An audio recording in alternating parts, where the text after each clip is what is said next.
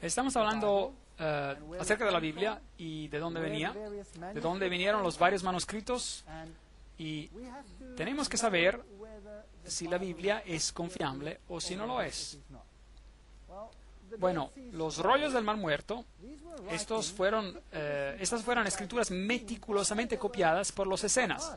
Y de hecho, este grupo no era ortodoxo, tenían una tendencia cabalista. Pero los manuscritos antiguos que ellos copiaron eran exactamente como aquellos que encontrados en la Biblia hoy en día. Así que ellos, de hecho, apoyaron a la Biblia. Hasta el libro de Daniel, meticulosamente respaldado por esos manuscritos antiguos encontrados en 1949. Entonces, ellos probaron que la Biblia no había cambiado en todo este tiempo, y estos manuscritos fueron muy entusiasmantes. Pero luego otros manuscritos interesantes han sido encontrados, aparte de esos famosos que fueron encontrados, aparte de este famoso que fue encontrado cerca de Alejandría. Y esa es toda una serie de evangelios gnósticos. La revista Time informó de esto hace un tiempo atrás. Palabras del pasado: 46 escrituras excavadas acerca de Nag Hammadi en Egipto. En el 1945 cambió opiniones sobre la temprana cristiandad. Ahora, interesante, Egipto era la sede de la ciencia oculta, y estos fueron enterrados para guardarlos seguros. ¿De quién? Obviamente de los primeros cristianos que destruyeron la antigua librería pagana. Y estos manuscritos han sido encontrados desde el 1945 y están cambiando las opiniones del mundo. Algunos budistas están diciendo que si hubieran sabido que el cristianismo tenía tal manuscritos, ellos ni siquiera necesitaban haber sido budistas. Ahora, ¿qué dicen esos manuscritos? Esos son los llamados los evangelios perdidos, que son tan famosos hoy en día. Tenemos el evangelio de Tomás, el evangelio de Pedro, y todos esos maravillosos manuscritos, iluminando lo que los cristianos tempranos querían. Bueno, había los ebionitas, había los marcionitas, había los gnósticos, había los supuestos seguidores de Tomás. Todos ellos básicamente creían en la deidad del hombre y que Jesucristo no tenía deidad exclusiva. Todos ellos creían esto. Leamos del Evangelio de Pedro para ver qué tiene que decir, que ha sido excavado, y usted me dice qué piensa, si es confiable. Leámoslo. Por si acaso, esas escrituras gnósticas son apócrifas y por esto son sagrados, según la tradición, como leímos. Bueno, la cruz habló y caminó. Jesús había muerto en el día antes hablando sus últimas palabras: mi poder, ¿por qué me has dejado? Su cuerpo fue tomado y puesto en la tumba. Pero ahora, mientras el sábado amanecía... Uy, ¿qué pasó? Ahora, ¿qué día es el sábado ahora? El domingo se ha convertido en sábado aquí. El sábado, como domingo, era guardado solo en Alejandría, en Egipto, y en Roma. En el resto del mundo cristiano guardaba el día sábado, el séptimo día. Entonces, el sábado ha sido removido al domingo. Amaneció el sábado, una gran voz vino del cielo. ¿Es esto confiable? Bueno, veamos cuán digno de confianza es el resto. Una gran voz vino del cielo, y 2 hombres descendieron, y la piedra que bloqueaba la tumba se movió de su lugar por sí sola. La Biblia no dice eso. Y mientras los soldados romanos miraban boquiabiertos, 3 hombres salieron de su tumba, 2 de ellos apoyando al otro. ¿Oh, Jesús no podía caminar cuando él salió de la tumba? ¿Su resurrección no era tan ilustre? Con la cruz siguiendo atrás. Oh, toda sola la cruz se mueve. ¿Acaso fue la cruz enterrada con él? No, la cruz le caminó por detrás. ¿Por qué? Porque ellos hicieron de la cruz un símbolo muy prominente en aquellos días. La cabeza de los 2 miraron hacia el cielo, pero la cabeza del otro, que ellos guiaban, subió a los cielos. Y escucharon una voz: ¿han predicado a aquellos que están durmiendo? Entonces aquí tenemos la doctrina de predicar a los muertos. Una respuesta vino de la cruz. Sí. ¿Usted confía en este evangelio? Si lo hace, bueno, lo siento mucho por usted. Yo creo que eso pertenece de donde se encontró el otro manuscrito, en el basurero. Déjenme llevarles a Sinaí.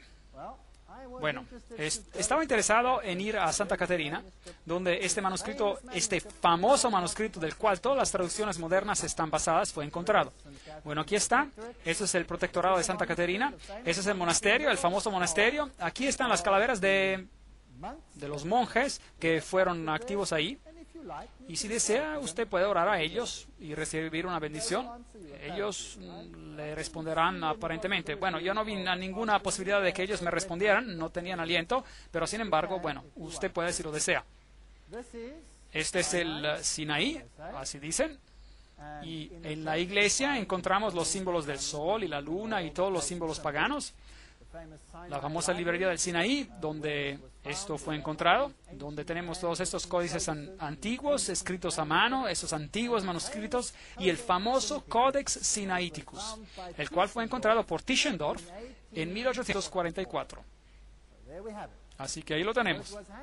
Entonces esto fue dado a los eruditos católicos en 1844 en la Universidad de Leipzig, en Alemania. Una fecha interesante. Ese es el Codex Sinaiticus. Allí tienen algunos de los antiguos manuscritos que están en este lugar. Y historia interesante acerca de este monasterio. El tratamiento benévolo del monasterio de Sinaí por los árabes, que nunca lo destruyeron. Los islamistas nunca tuvieron problema con ellos, que tomaron la península en el siglo VII, y es debido a la patente de Mahoma y de su protección con derechos y privilegios que el profeta Mahoma, fundador de Islam, concedió a los monjes del monasterio del monte Sinaí. Entonces Mahoma protegió a este monasterio. ¿Quién más lo protegía? Bueno, aquí hay otro documento interesante. Napoleón Bonaparte, que era un framasón de 33 grados, a propósito, bueno, si había tal cosa en esos días, su hermano era el gran maestro en España y él era un alto framasón. Esos grados todavía no existían en esos tiempos, pero él era uno de los iniciados más elevados. Él protegió a este monasterio. Personas interesantes que protegieron a este monasterio. Esos son los famosos 4 evangelios del Codex Sinaiticus. Y este es mi amigo de allá. Nosotros estamos entrando al monasterio y estas son algunas de las pinturas del monasterio. Y luego este arbusto fascinante aquí, y todas las personas aquí alineándose para orar enfrente de este arbusto. Ese es el famoso arbusto. De hecho, este arbusto ha sobrevivido por millares de años y nunca se le ha regado con agua. Nunca se le regó agua. De hecho, es uno de los arbustos más famosos de la historia del mundo. Ese es el famoso arbusto ardiente que Moisés, ante el cual se inclinó. Así dicen. Nos contaron que nunca había sido regado. Estuve interesado porque a qué servía esa tubería de ahí, pero ellos insistieron que era una tubería muerta, lo cual no había agua en ella, pero era un arbusto muy espinoso, así que me preguntaba si había otro detrás de él. Bueno, sin embargo, ustedes pueden orar al arbusto y este les puede dar una bendición. Bueno, yo no quise orar, pero pensé que quizá tocándolo lo ayudaría, pero desde entonces no he sentido nada. Pero bueno, ahora ese es el tipo de paganismo que está siendo enseñado allí. ¿No es eso increíble? Esos son 2 diáconos sentados afuera. Donde quiera que la así llamada contrarreforma, comenzada por los jesuitas, ganó el hacimiento de la gente, el vernáculo fue suprimido y la Biblia fue guardada de los laicos. Tan ansiosos estaban los jesuitas de destruir la autoridad de la Biblia, el Papa en papel de los protestantes, como ellos la llamaban despectivamente, que incluso no se frenaban de criticar su autenticidad y valor histórico. Los jesuitas hicieron guerra contra la Biblia protestante. Antes de que los ingleses pudieran juntarse a la manera de pensar de la Europa continental y ser llevados al punto de cuestionar su gran Biblia inglesa, su manera de pensar debía ser cambiada. Se tuvo que hacer mucho para desacreditar en sus ojos la Reforma, su historia, doctrinas y documentos, que ellos admiraban como una gran obra de Dios. Entonces, eso es lo que ellos tuvieron que hacer. Ellos tuvieron que destruir ese pensamiento. Ahora, una declaración muy interesante, y veremos de quién viene en un momento. A pesar de toda la persecución que ellos, los jesuitas, han tenido que enfrentar, este es un escritor católico que escribe, ellos no han abandonado Inglaterra, donde hay un mayor número de jesuitas que en Italia. Tomen apunte, un mayor número de jesuitas que en Italia. Hay jesuitas en todas las clases de la sociedad, en el parlamento, en el clero inglés, entre los laicos protestantes, hasta en las estaciones más altas. No podía comprender cómo un jesuita podría ser un sacerdote protestante o cómo un sacerdote protestante podría ser jesuita. Pero mi confesor silenció mis escrúpulos diciéndome, omnia munda mundis. Y ese es San Pablo, que se convirtió en judío para salvar a los judíos, y no era ninguna maravilla, por lo tanto, que un jesuita se fingiera ser protestante para la conversión de los protestantes. Pero preste atención, le ruego, para descubrir acerca de la naturaleza del movimiento religioso en Inglaterra llamado puseísmo. El clero inglés era antiguamente demasiado adjuntado a sus artículos de fe para ser sacudidos de ellos.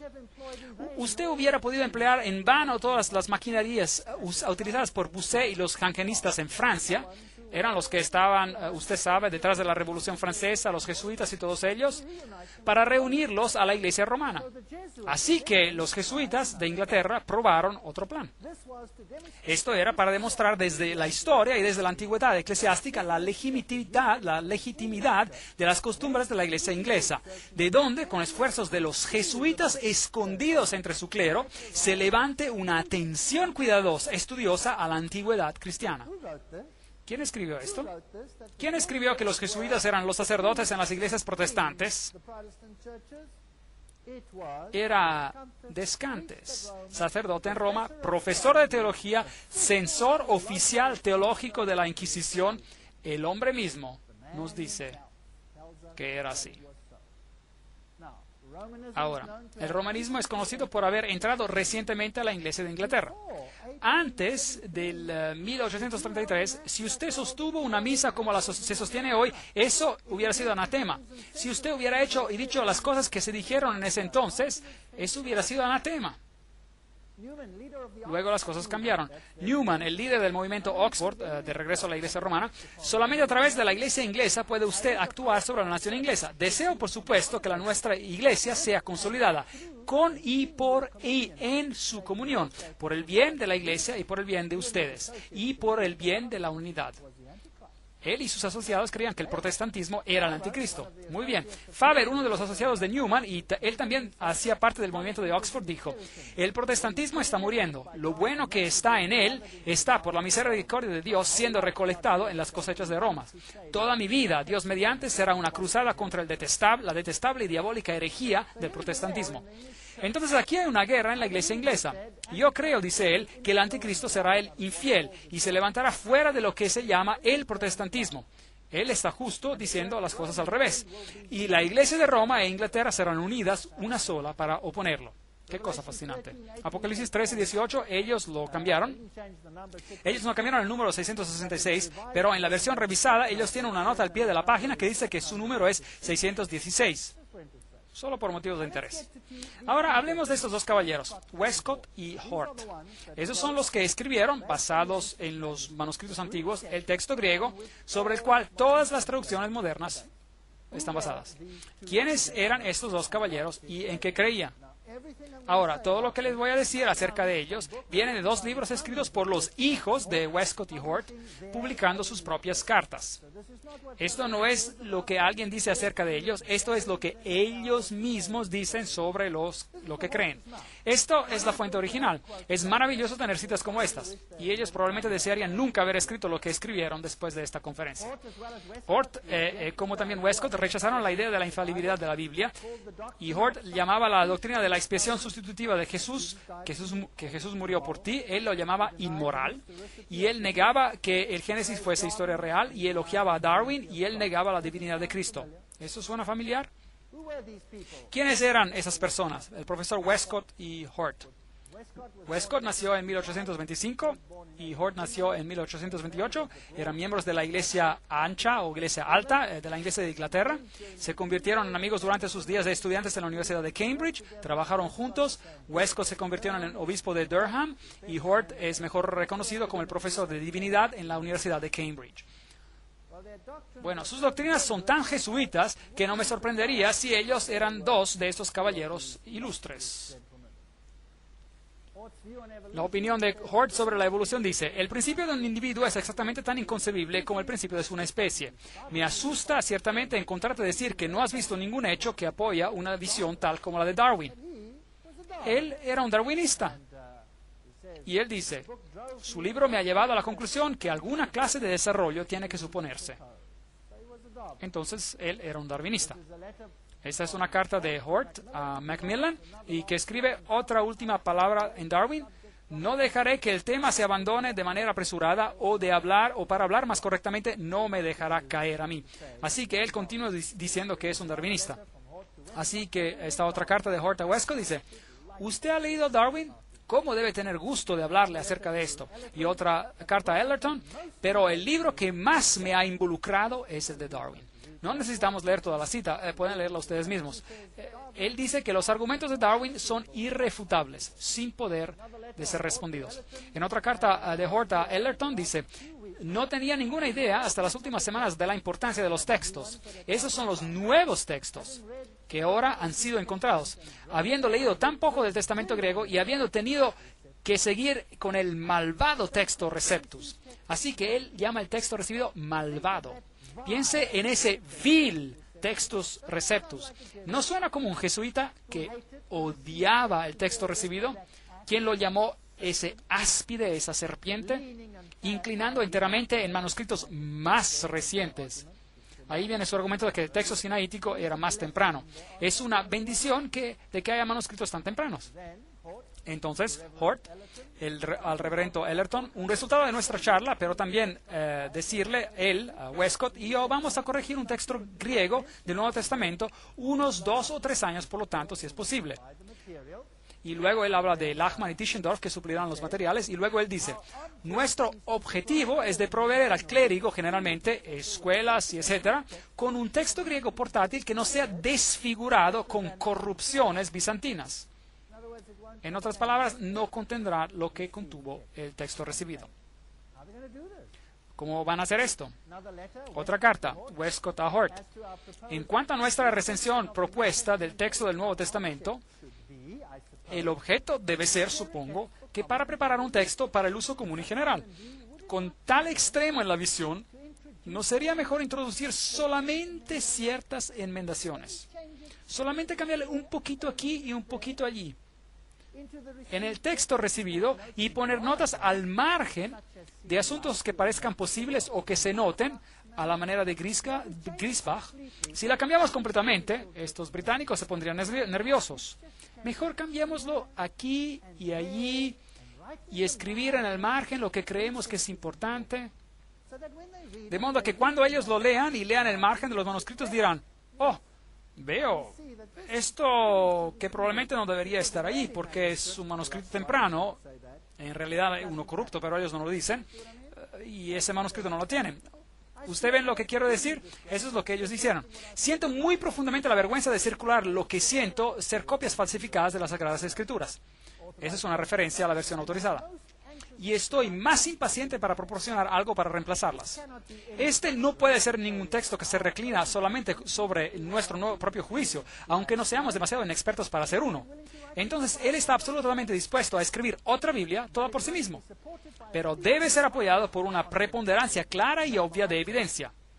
El margen da alcance amplio para nuestra propia ingeniosidad o principios. Les sugiero que cuando lean los márgenes, desconfíenlos totalmente. Mi deseo sería dejar el texto recibido popular, excepto donde está claramente incorrecto, en su opinión, por supuesto. Luego él dice una cosa interesante. Westcott, Gorham, Benson, Bradshaw, Lord y yo hemos empezado una sociedad para la investigación de espíritus. Bien, ellos eran espiritistas. Y todos los aspectos sobrenaturales y los efectos, todos siendo dispuestos a creer que existen tales cosas realmente. Y deben ser distinguidas de bromas y de los meros engaños subjetivos. Y ellos los llamaban todas clases de nombres, Club del Martillo del Toro, etc. Y fuera de esto desarrolló una sociedad increíble. En 1882 fundaron la Sociedad de Investigación Psíquica. En efecto, era una combinación de esos grupos que trabajaban ya independientemente. Trabajaron con la telepatía, clarividencia, etc. Lo cual es todo sabiduría oculta antigua. La sociedad de los espíritus de la Universidad de Cambridge fue fundada por nadie más que Edward White Benson, el futuro arzobispo de Canterbury, junto con estas personas ilustres, y Darwin también atendió. Ahora, esta sociedad, la Sociedad para la Investigación Psíquica, es también la sociedad que maneja el lado esotérico del movimiento de la nueva era hoy en día. Con su canalizar y su comunicación con el mundo de los espíritus, todas estas cosas están ahí dentro. Entre las personas y los grupos numerosos que en el centro del siglo XIX hacían investigaciones, ahí usted verá Edward White Benson, el arzobispo de Canterbury, su hijo, A.C. Benson, será encontrado más bajo en el año 1851, con el siguiente párrafo. Entre las diversiones de mi padre en Cambridge hay una fundación de una sociedad para espíritus, el precursor de la sociedad psíquica. Y luego personas como Lightfoot, Westcott y Hort estaban entre los miembros. Ahí está. Y entonces siempre estuvo más interesado en fenómenos psíquicos de lo que realmente admitió. Muy bien, pues. La evolución del ser un medium tradicional a el canalizar contemporáneo ha sido gradual. El espiritualismo tuvo su comienzo en 1848. Luego vino la Sociedad de Investigación Psíquica en Bretaña. Y luego Elena Petrovna Blavatsky tomó esto y continuó. Y ella es la que escribió: Lucífero es el Logos, la serpiente, el Salvador. Satanás es el único Dios de este planeta. Es de ahí, es de donde todo esto vino, es lo que escribió. La doctrina secreta viene de este grupo. Ahora, ¿ellos pertenecían a otras sociedades secretas? La respuesta es sí. Hort era un miembro de una sociedad secreta. Él encontró tiempo para ir a las reuniones de varias sociedades y en junio se unió a una compañía misteriosa de los apóstoles. Él siguió siendo un miembro agradecido y leal del club secreto, que ahora, cerca de 1896, ha llegado a ser famoso por el número de hombres distinguidos que han pertenecido a él. En su tiempo el club estaba de una manera envigorizada y él, este es Hort, era principalmente responsable por la fraseología del juramento, el cual ata a al miembro a una conspiración de silencio. ¿Él perteneció a una sociedad secreta? ¿Sí o no? Sí. Que imponía a sus miembros en silencio. ¿No les suena esto como masónico? ¿Sí o no? Bueno, el primer ministro de Inglaterra también estaba dentro de allí, esta sociedad, y él escribió la Constitución para la Liga de las Naciones, donde él insistía que todas las religiones deberían convertirse en una, y escribió una solución esotérica que es también masónica. Esas personas eran masones. Ahora, vimos ayer que los iniciados altos creían que ¿quién es Dios? El diablo es Dios. Satanás es Dios. Lucífero es Dios. Así pues, señor Hort, ¿usted va a reescribir la Biblia mientras usted cree que Lucífero es el Hijo de Dios? ¿No significa eso que Jesús va a tener que hacerse menos de lo que es, sí o no? ¿No quisieran reescribir la Biblia para que Jesús sea sacado de la Constitución, sí o no? Bueno, ¿encontraremos eso hoy en día o no? Esa es la pregunta. No la voy a responder esta noche. Mañana la responderemos. Lo veremos por nosotros mismos. Traigan sus Biblias consigo. Echémosle una mirada. 1854. Hort al reverendo Juan Ellerton. Estoy de acuerdo con usted en el pensamiento que es una pena de que Mauricio niega verbalmente el purgatorio. Pero yo estoy de acuerdo completamente y sin dudar con él en los 3 puntos cardinales de la controversia. Que la eternidad es independiente de duración, que el poder de arrepentimiento no es limitado a esta vida. ¿Pueden creer esto? Él cree en el purgatorio y que uno puede arrepentirse en el otro lado y que no está revelado si todos al final se arrepentirán. La negación moderna del segundo punto tiene más que ver con la despiritualización de la teología, más que cualquier cosa que se pueda nombrar al respecto. Bien, él creía en la doctrina católica romana del purgatorio. Dice él algo más adelante. Mientras él aconsejaba a un estudiante joven, él escribió: la idea de purgación, purgatorio, quemando tus pecados en el otro lado, el de ser limpiado como por fuego, parece ser inseparable de lo que la Biblia nos enseña. ¿Está él enseñando doctrina jesuita o está enseñando doctrina protestante? Ustedes díganme. Él está enseñando doctrina jesuita. Pero es muy astuto en decir que es un protestante para que los protestantes acepten su Biblia. Porque ahora esta Biblia viene de la pluma de un protestante, si usted no sabía. Así, esto nos enseña de los castigos divinos, aunque poco se dice directamente en cuanto al estado futuro. Me parece increíble que los castigos divinos deberían de cambiar su carácter cuando esta vida visible se termina. Entonces él creía en el purgatorio. ¿Qué dice él acerca de la expiación? De que Jesús murió por ti y por mí. Bueno, aquí está su carta en el libro Life, volumen 1, página 322. Yo creo que le mencioné a usted antes el libro de Campbell sobre la expiación, que es inestimable por lo que va, pero desafortunadamente él no sabe nada excepto de teología protestante. Bueno, ¿qué dice él, pues? Carta de Hort a Westcott. Estoy de acuerdo enteramente, corrigiendo una palabra, con lo que usted dice sobre la expiación. Habiendo por muchos años creído que la unión absoluta del cristiano, o mejor dicho, del hombre con Cristo mismo, es la verdad espiritual de la cual la doctrina popular de la sustitución es una falsificación inmoral y material. Increíble. De modo que la muerte de Jesús es una doctrina inmoral. Más bien, lo que es moral es algo que nosotros devenimos uno con Él en Cristo y nos hacemos dioses. Eso es moral. Ellos dicen que eso es moral. Ahora, ¿quién enseña eso? ¿Los jesuitas y los masones o la Biblia? ¿Quién enseña eso? Entonces, ¿quién era este hombre? Él pertenecía a una sociedad secreta, tenía un club psíquico y no solo eso, él odia el texto recibido y él escupe sobre la expiación de Cristo. Eso es como un templario, eso es como escupir en la cruz. Ciertamente nada puede ser más alejado de las Escrituras que la limitación moderna de Cristo llevando nuestros pecados y sufrimientos a su muerte. Pero ese hecho es solo uno de los aspectos de una herejía casi universal. Bien, esas son las personas que han creado el documento en el cual están basadas las Biblias modernas. ¿Usted piensa que son dignas de confianza? Yo no lo creo. Aquí está otra carta de Hort al reverendo Davis. Ningún ser racional duda la necesidad de una Biblia revisada. Y las objeciones prácticas populares son sin valor. Con todo, tengo una sensación creciente a favor de retrasar este proceso. Él tenía problemas porque los británicos todavía conocían sus Biblias. Por supuesto, ninguna revisión puede ser final y sería absurdo esperarla a la perfección, pero la crítica de ambos testamentos, sea en texto que interpretación, me parece ser ahora en este estado caótico, en Alemania, a lo mejor menos que en Inglaterra, que los resultados de una revisión inmediata serían peculiarmente insatisfactorios. Así que los británicos conocían a sus Biblias y este era un problema. Tenían que ser cuidadosos y astutos con lo que iban a hacer. Y él dice, bueno, primero leamos lo que dice aquí abajo. Es por supuesto verdad que podemos solo conocer a Dios a través de formas humanas, pero después pienso que toda la Biblia resuena con el lenguaje de Génesis 1:27 y nos asegura que las formas humanas son formas divinas. Aquí te tenemos, señor Hort. ¿Qué está diciendo? Él está diciendo que somos Dios, que nosotros somos Dios. ¿Quién enseña eso? Satanás enseña eso. Ahora, escuchen esto. 1 de Juan 5:7.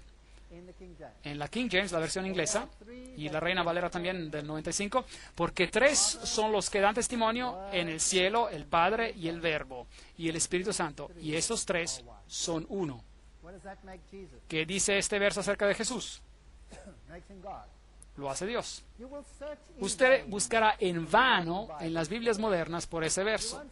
No lo encontrará en la Nueva Versión Internacional Inglesa, no lo encontrará en la versión revisada estándar inglesa, porque lo han removido para que ellos puedan ser dioses. Hort a Westcott. He sido persuadido por muchos años que la adoración a María y la adoración a Jesús tienen mucho en común en sus causas y resultados. Quizá la pregunta entera se puede decir implicada en la verdadera idea de la mediación, la cual es corrupta casi universalmente en uno o en ambas de las dos direcciones opuestas. Entonces, ¿quién puede mediar por ti también? María puede. ¿Esa es una doctrina católica o una doctrina bíblica? ¿Qué dice el otro hombre? Westcott escribe: he estado tratando de recordar mis impresiones de La Salette. Eso es interesante. La Salette. Estaremos hablando acerca de La Salette, un santuario mariano. Deseo poder ver de qué verdad olvidada la mariolatría lleva testimonio y cómo podemos presentar de manera práctica las enseñanzas de los milagros. Bueno, señor Westcott, ¿así que quiere traer la mariolatría adentro? y hacer Jesús de menos. Westcott al reverendo Benson. Por lo que he podido juzgar, la idea de la Salette era de que Dios se revelaría a sí mismo ahora, y no en una forma, sino en muchas. ¿Ve? Ecumenismo. Cosas fascinantes. De Horta al reverendo Rowland. Ay, me temo, todavía hay serias diferencias entre nosotros sobre el tópico de la autoridad, y especialmente la autoridad de la Biblia. Si esta objeción primaria fuera quitada, y podría sentir que nuestras diferencias son solo de énfasis, y yo todavía podría, bueno, etcétera, etcétera. Él se quiere alejar de esta idea de que la Biblia es inspirada y de que, dice, pues acá, los errores y prejuicios de los que estamos de acuerdo en remover pueden ser alcanzados de manera más sana y eficaz por medio de esfuerzos individuales indirectos y no por asalto abierto de todos juntos. Trabajemos detrás de las escenas, dice, astutamente y silenciosamente, de modo que no traigamos una crisis prematura. Esta gente era muy lista. Aunque pienso que la convocación no es competente para iniciar tal medida, pero siento de que como nosotros tres estamos juntos, sería mal no aprovechar de esta oportunidad, como dice Lightfoot, el señor Lightfoot. De hecho, hay una perspectiva óptima de hacer un buen trabajo. Si somos tres, quedémonos juntos. Aunque ni con este grupo ni cualquier otro grupo de que se forme ahora podría ser posible tener una revisión textual completa. No podemos ahora cambiar todo. Hagámoslo pedacito por pedacito. Quedémonos juntos, somos tres. Hay una cierta esperanza de que lecturas alternativas puedan encontrar un lugar en el margen. Así que mientras pasamos de una traducción a otra traducción, encontrar algunos textos en el margen y en la siguiente versión ya no están. Quitados. Y entonces la Biblia cambia. ¿Saben? Si agarran sus Biblias y van al medio del libro de Hechos, y si toma una Biblia de la Nueva Versión Internacional Inglesa, por ejemplo, y va al medio del libro de Hechos y da vuelta a las páginas y mira cuántas palabras hay hasta el final del Apocalipsis, y es así cuántas palabras se sacaron de las Biblias modernas, desde el medio del Hechos al final de Apocalipsis. Ahora, si el hombre no solo vivirá de pan, pero de toda palabra que sale de la boca de Dios, ¿cómo vamos a hacer eso con tantas palabras faltando? Hasta unas 60,000 quitadas. ¿No deberíamos tener una conferencia antes de la primera reunión por la revisión? Hay muchos puntos en los cuales es importante que debamos convenir. Las reglas, aunque liberal, son nebulosas, imprecisas, y la interpretación de ellas dependerá sobre la acción decisiva desde el comienzo. Es absolutamente imposible juzgar el valor de lo que parecen ser alegaciones insignificantes. Ahora, por favor, noten esto para la conferencia de mañana. Es absolutamente imposible juzgar el valor de lo que parecen ser alteraciones insignificantes. Una palabra cambiada en un texto, de modo que la gente incluso no lo note. Alteraciones insignificantes, simplemente leyéndolas una tras otras. Pero tomadas juntas, ellas tienen efectos importantes sobre los cuales muy pocos pensarían al principio. ¿Están conmigo en esta? Ellos están diciendo, vamos a cambiar la Biblia un poquito ahí y un poquito ahí. Y si tomamos todos los cambios juntos, vamos a tener una doctrina enteramente diferente, y esos estúpidos Goyim, esas personas ni lo notarán. Eso es lo que están diciendo. Bueno, lo vamos a hacer mañana. Les voy a mostrar pequeños cambios insignificantes y se quedarán sorprendidos de ver lo que hicieron a Jesucristo nuestro Señor.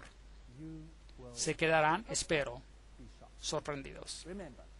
Recuerden, pequeños cambios insignificantes. La diferencia entre un cuadro de, por ejemplo, el pintor Rafael y una copia débil de este se compone en un número de diferencias triviales.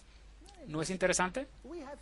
Nos hemos resistido con éxito al llamado de salirnos del terreno peligroso, donde las necesidades de la revisión requieren que no nos quitemos.